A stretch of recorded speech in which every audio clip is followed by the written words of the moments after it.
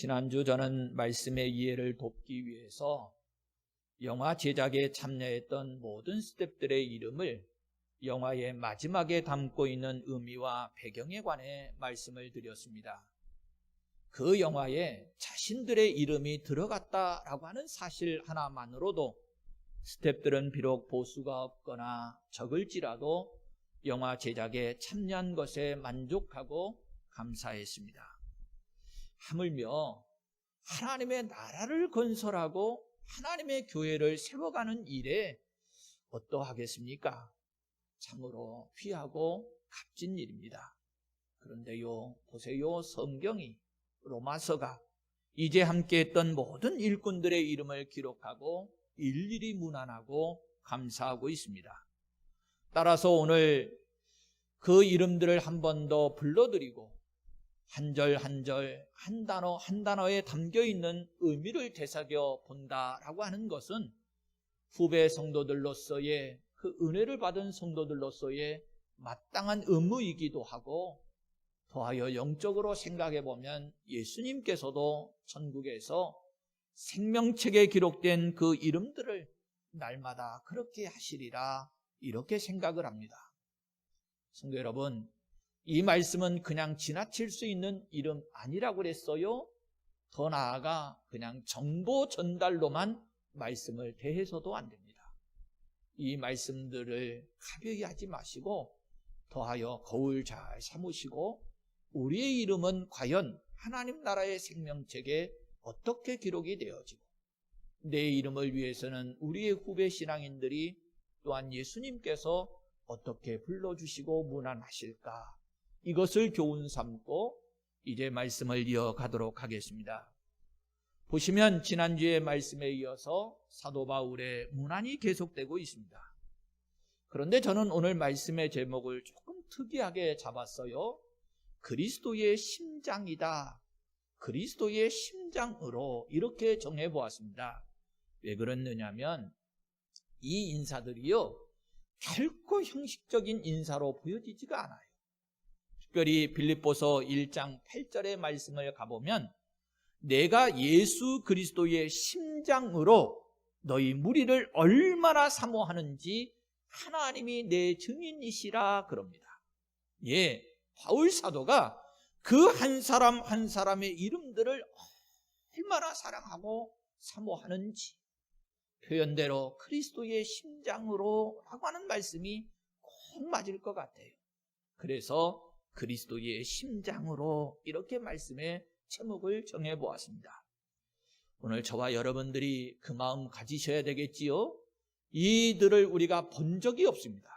이 이름은 우리 민족의 이름과 같지 않아서 어색하기도 합니다.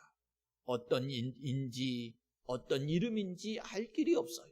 그런데 성경에 담겨져 있다라고 하는 것 그 하나에 정말로 큰 의미가 있습니다. 따라서 우리도 그리스도의 심장으로 예수님께서 그 이름을 대하시듯 한번 쭉 따라가면서 그 말씀 하나하나 한 단어 한 단어 그 이름들을 한번 되새김질 해보겠습니다. 자, 8절부터 시작합니다. 또 주 안에서 내 사랑하는 암블리아에게 문안하라, 이렇게 말씀합니다. 암블리아라고 하는 이름은 당시 로마에서 종이나 노예들에게 흔한 이름이었습니다. 우리나라도 뭐 개똥이, 새똥이 이런 이름들이 예전에 흔했다고 그러지요. 자, 그런데 오늘 말씀을 좀 보세요. 그렇게 노예나 종들로 보여지는 이 사람에 대해서 내 사랑하는 암블리아다, 이렇게 부르고 있어요. 특별합니다. 정말로 개인적인 애정의 표시가 느껴지기도 합니다. 미루어 짐작해 보건대 이 암블리아와 바울 사도는 개인적인 관계도 있었겠다, 개인적인 교제도 나누었겠다라고 하는 생각이 들어갑니다. 그런데 조금 말씀을 교훈 삼아 보면 이렇게 성경에는, 기독교에는 평등주의 사상이 담겨져 있음을 엿볼 수 있습니다. 남녀, 세상의 높고 낮음, 가졌느냐 혹은 못 가졌느냐, 힘이 있느냐 없느냐, 세상은요 아무리 인권을 주장하고 이야기해도 차별이 존재한다라고 하는 것이 사실입니다. 그런데 그런 우리에게 성경은 교훈하고 있는 거지요. 당시 바울 사도의 신분과 노예의 신분은 하늘과 땅 차이입니다. 로마 시민권을 가지고 있다라고 하는 것 자체가요, 특별한 신분이거든요. 자, 그런데 바울 사도는 당시에 노예 계급이었던 암블리아를 내 사랑하는 이렇게 부르고 있습니다.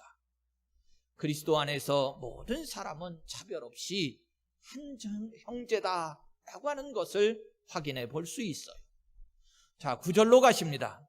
그리스도 안에서 우리의 동역자인 우르바노와 나의 사랑하는 스다구에게 문안하라, 이렇게 말씀합니다. 여기 우르바노를 우리의 동역자다 이렇게 부르고 있지요.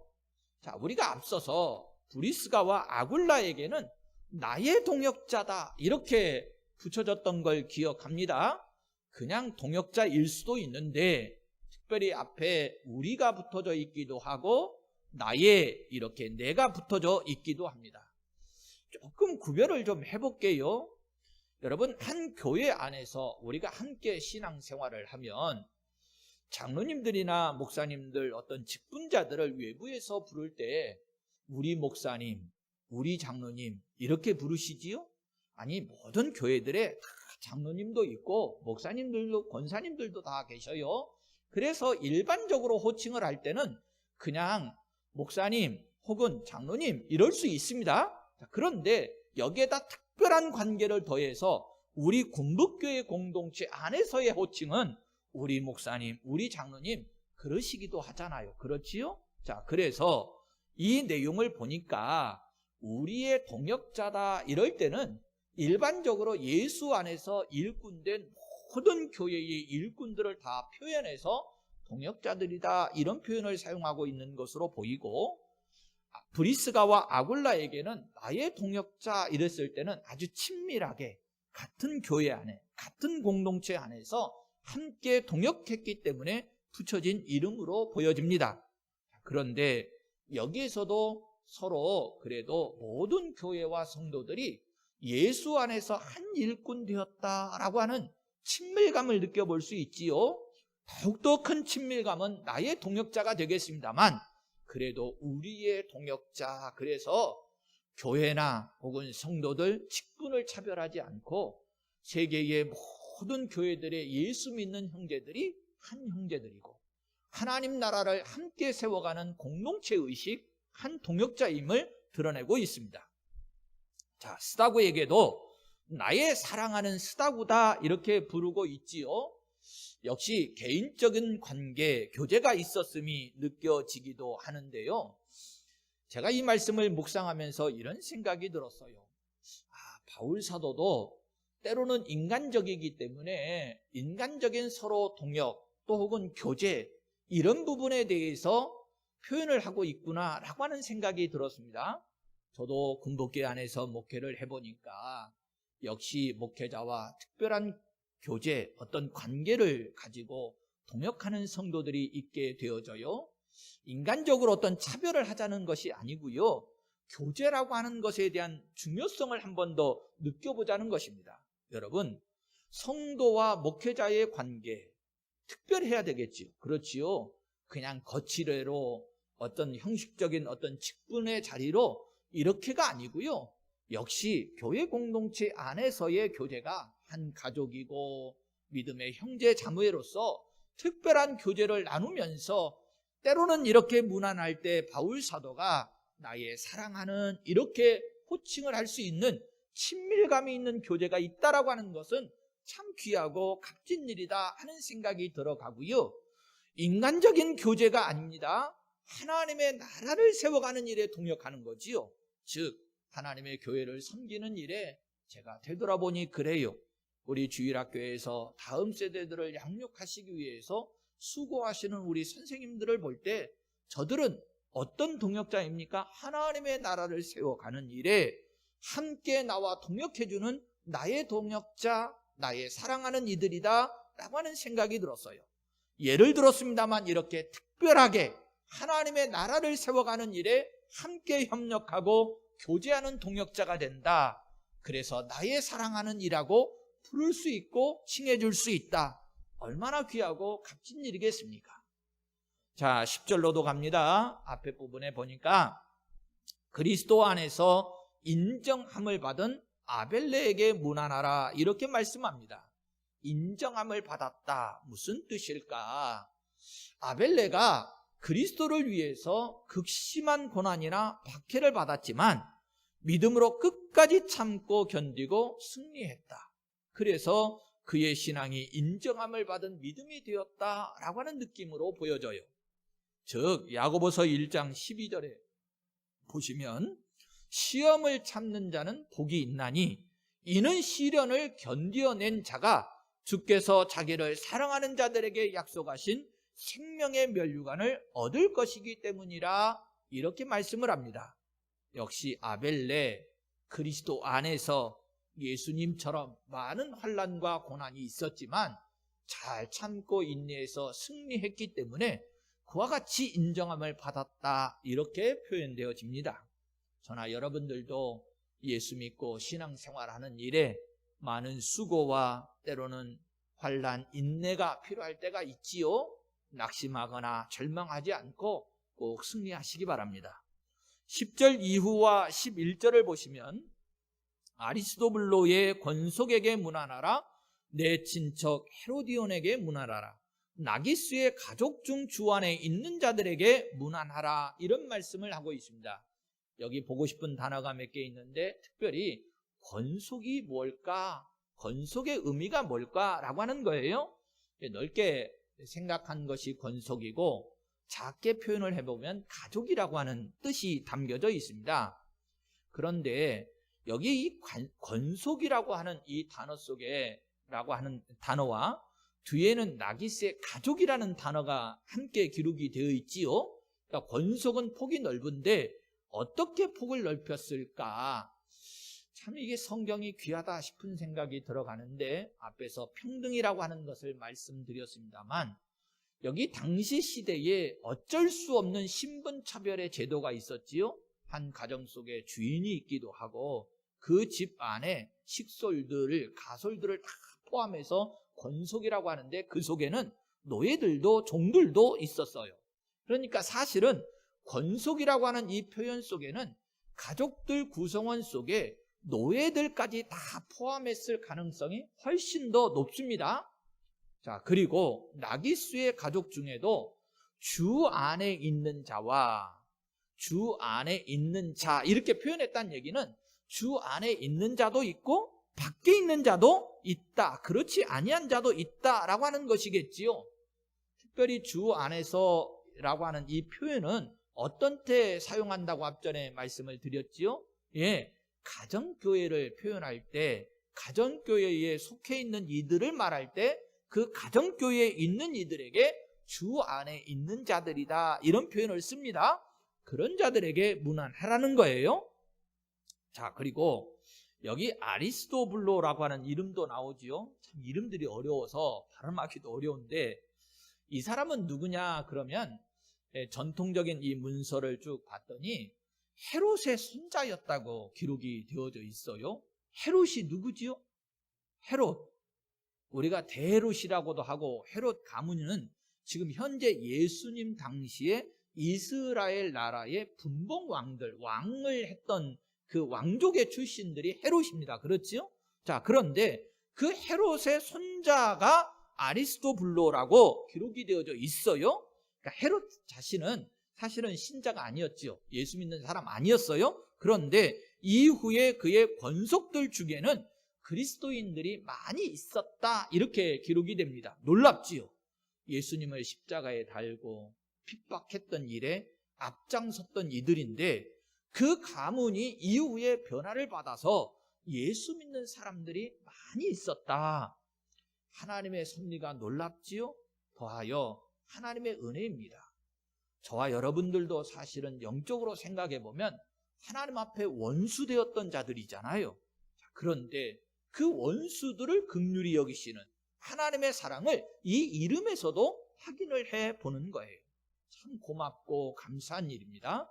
자, 12절로 가보시면 주 안에서 수고한 두루베나와 두루보사에게 문안하라. 주 안에서 많이 수고하고 사랑하는 버시에게 문안하라 이렇게 말씀합니다. 두루베나 두루보사는 자매일 것으로 여겨지고요. 그들은 지금도 주 안에서 수고를 계속하고 있다는 뜻으로 이 수고한이라고 할 때 이것이 현재 시제로 지금도 수고하고 있다라고 하는 뜻으로 사용되고 있습니다. 그러니까 로마 교회에서 지금도 충성하고 헌신하는 두루베나 두루보사지요. 자, 그런데 버시가 나와요. 이 버시에게는 주 안에서 많이 수고했다라고 하는 이름으로 과거 시제를 사용을 합니다.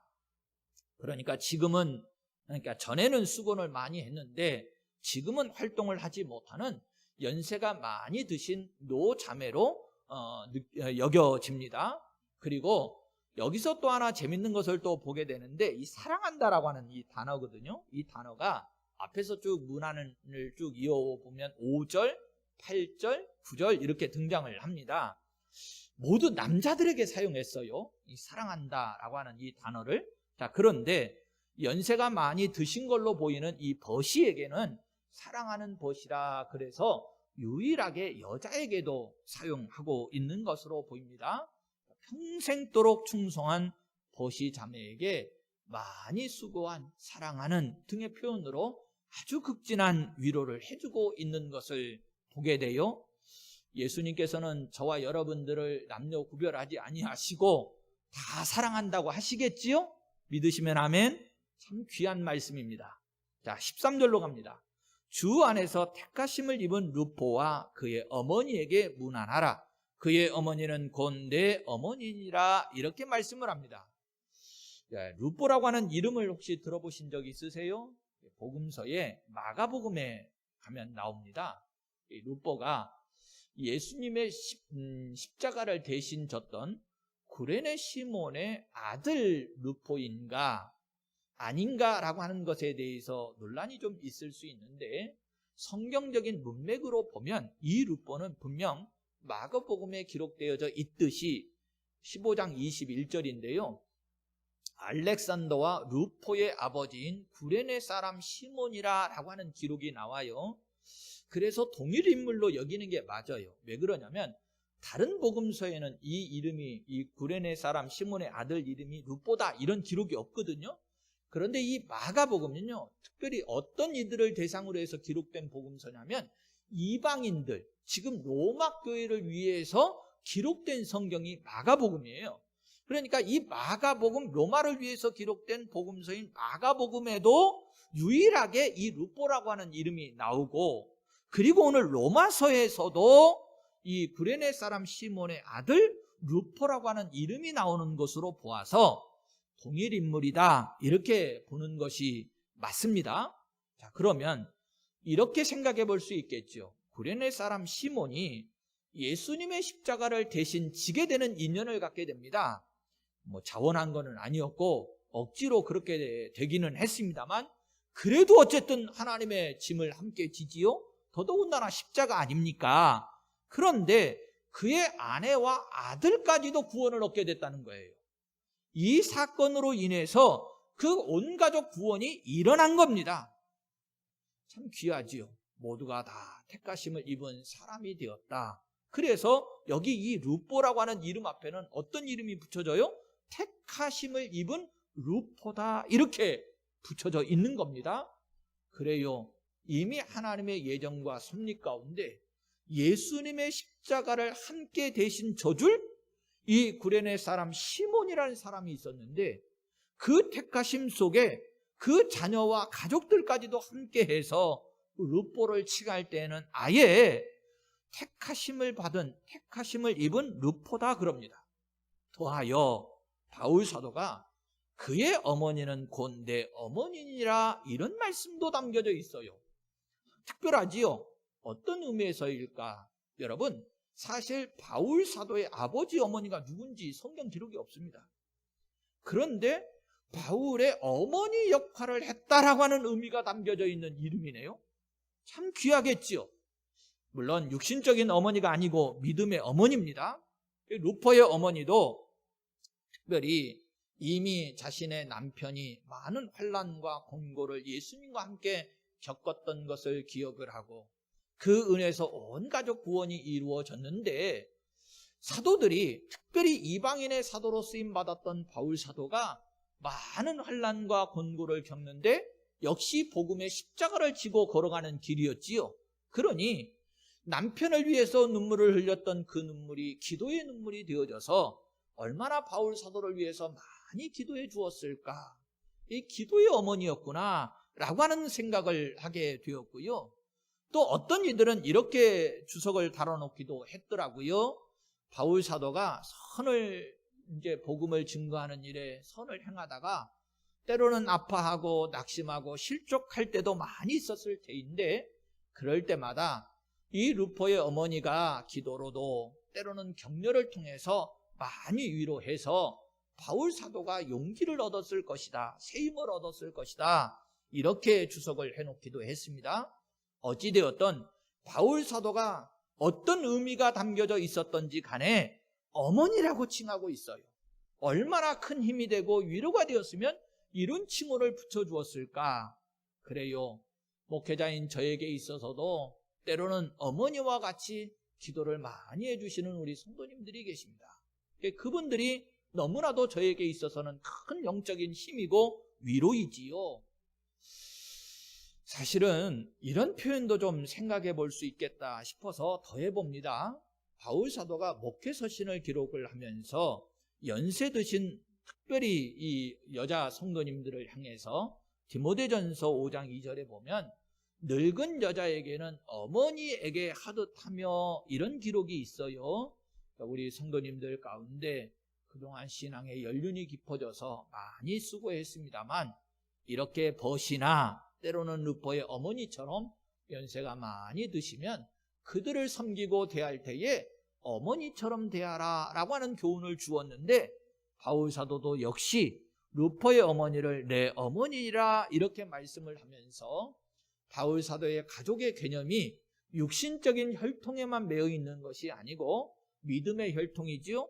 그리스도의 보혈로 다 형제 자매된 이들을 포함을 해서 가족의 개념을 넓게 하고 있다라고 하는 것도 살펴볼 수 있습니다.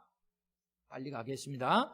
14절에 가보시면 아순그리도와 블레곤과 허메와 바르도바와 허마에게 라고 하는 이름이 열거되고, 그리고 나서 그들과 함께 있는 형제들에게 문안하라 이렇게 말씀하지요. 자, 15절에서도 빌롤로고와 율리아와 또 네레오와 그의 자매와 올lum바라고 하는 이름을 거론을 하면서 그들과 함께 있는 성도에게 문안하라 이렇게 말씀하고 있는 것도 보입니다. 자, 이러 보건대 여기에 지금 열거되어 있는 사람들은 로마에 있는 여러 가정교회의 지도자들로 보여집니다. 그렇지요? 예, 제가 현대 교회에는 비교할 만한 곳이 우리 현재 교회는 없어서 구역이나 혹은 교구장 정도 생각 보여진다, 이런 말씀을 드렸는데, 당시에 어쨌든 가정교회의 지도자들의 이름을 쭉 나열하면서 그들에게 문안하고 격려하고 그 교회에도 인사를 전하는 것으로 보입니다. 그리고 14절에서는 그들과 함께 있는 형제들이라 이렇게 말씀을 하고 있는데 비해서 15절에서는 그들과 함께 있는 모든 성도, 형제들과 모든 성도는 개념의 폭이 좀 넓지요? 완전히 다르지요? 그래서 15절에 나오는 가정교회는 아무래도 좀 더 교세가 크고 성도들의 숫자도 많지 않았을까, 이런 생각도 하게 됩니다. 자, 16절이 이제 우리가 본 본문의 마지막 절인데, 이제 다음 주에는 내용이 확 바뀌어요. 이 문안하다가 확 바뀌는데, 16절 마지막 절이 이제 문안이고 또 좀 건너뛰어서 뒤에 나오기는 합니다만, 16절에 보니까 너희가 거룩하게 입맞춤으로 서로 문안하라. 그리스도의 모든 교회가 다 너희에게 문안하느니라 이렇게 말하면서 그동안 앞에서 쭉 장문의 문안 인사를 마치고 있는 것을 보게 됩니다. 자, 그런데 여기에도 너희가 거룩하게 입맞춤으로 서로 문안하라. 초대교회 당시에 성도들의 교제, 성도들의 우애가 어떠했는가라고 하는 것도 느껴볼 수 있지요. 또 그리스도의 모든 교회가 다 너희에게 문안하느니라. 이것은 지역교회 간의 어떤 연대감, 얼마나 사랑의 줄로 잘 맺어져서 서로 선교하는 일에 복음을 전하고 하나님의 나라를 세워가는 일에 협력했나라고 하는 것도 보여지게 됩니다. 자, 이상 앞에서 문안과 등장인물들에 대한 부분을 쭉 말씀을 드렸는데 이 부분이 지나간 역사의 한 페이지가 결코 아닙니다. 이 말씀을 통해서 오늘 우리들도 바울처럼 넓은 마음이 되어서 사랑하고 인정해주고 격려해주어 하는 것도 배우게 되고요. 무엇보다도 성도 한 분 한 분 그들의 소중함, 이 모든 것들이 담겨져 있는 또 하나님의 나라와 교회를 세워가는 일에 있어서의 동역이라고 하는 것이 얼마나 중요한가라고 하는 것도 생각하고 깨닫게 해주는 말씀드렸습니다. 성도 여러분, 사실요, 한 사람 한 사람을 두고 생각해 보면 여기서 있는 목사도 마찬가지인데 좋은 점만 결코 있는 것 아닙니다. 단점도 있고 다 허물도 있기 마련이에요. 자, 그것이 극단적으로 어떤 이단주의자적인 성격, 거짓 교사들에 대한 부분, 이 부분은 이제 다음 주에 다루겠습니다만 그런 부분이 아니면 인간적인 어떤 허물과 단점들, 이런 부분들은요, 성경이 전혀 표현하지를 않습니다. 그렇지요. 오히려 그들의 수고를 인정해주고 그들과 함께 동역했던 것을 귀하게 여기고 있는 것을 보게 돼요. 성도 여러분, 그래요. 우리 군복교회 안에서의 공동체도요, 하나님 나라를 세워가는 일이지요. 결국은 우리 성도들이 서로 대하고 위로하고 격려해주는 것 속에 단점은 있어서는 안 됩니다. 오히려 귀하고 값진 일, 서로 사랑하고 인정하고 동기부여를 해줄 수 있는 일, 오히려 그 속에서 또한 나 자신도 거울을 삼고 도전받고 배울 수 있는 일들을 우리가 보고 닮아가야 할 것이에요. 앞서서도 말씀을 드렸습니다만 성경에 이들의 이름이 기록이 되어지고 바울 사도가 문안을 해요. 특별히 주 안에서 이런 문안을 많이 하지요. 여러분, 이 속에서 오늘 우리들의 이름을 좀 한번 두어 보시고요. 나의 이름이 하나님 나라의 생명책에도 기록되어져 있을 것인데 예수님께서는 나의 이름을 대하시면서는 뭐라고 무언하실까? 때로는 사랑했다. 때로는 택정함을 입었다. 때로는 많이 수고했다. 그 앞에 과연 나의 이름 앞에는 어떤 수식어를 달아서 문안해 주실까라고 하는 생각들을 많이 하면서 도전도 받게 됩니다. 그러면서 우리 군복교회 안에도 되돌아보니 주 안에서 신실한 일꾼들이 정말 많지, 그런 생각이 들어가면서 서로 앞으로 우리 교제하고 기쁨으로 격려하면서 인정하고 동역해야 되겠다. 여러분, 로마교회의 많은 모습들이 지나갔습니다만 지금 이 마지막 16장의 요 부분, 문안 인사의 요 부분을 쭉 보면서는 혹시 여러분들이 이 로마교회를 그림으로 그려보시면 어떤 그림이 그려지십니까? 제가 그냥 표현을 해볼게요. 정말 배우고 싶은 아름다운 교회구나. 성도의 교제, 하나님의 일에 함께 동역하고 충성하는 데 있어서는 정말로 모델이 되는 교회구나 라고 하는 것을 생각했습니다. 그리고 그 교회를 얼마나 하나님이 기뻐하실까? 그 성도들을 얼마나 하나님이 좋아하실까? 성도 여러분, 저와 여러분들이 섬기고 있는 우리 군복교회가 이렇게 성도의 교제가 함께 동행하는 모습들이 아름다워서 하나님이 기뻐하시는 교회, 하나님이 인정하시는 교회가 될 수 있기를 예수님의 이름으로 축원합니다.